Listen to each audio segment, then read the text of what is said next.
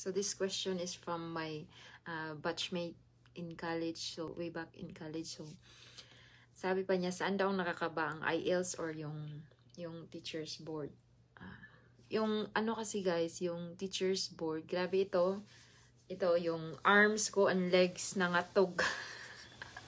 Sa sobrang kaba. Yeah, like, alam mo yon yung parang pinag-aralan mo 4 years and then nag-review ka ng 2 months, intensive review 2 months, tapos mag-i-exam ka na kaagad, di ba?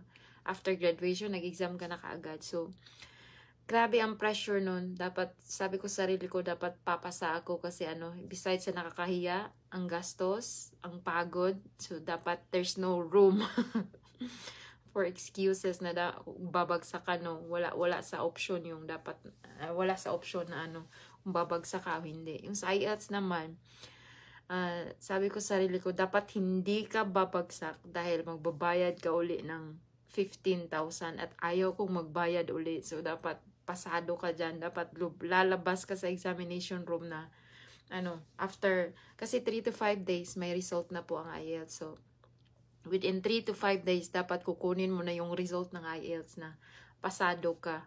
At then, yung teacher's board naman, sabi ko, isang beses mo lang tong gagawin, hindi ka na babalik dito. So, yun, pass naman.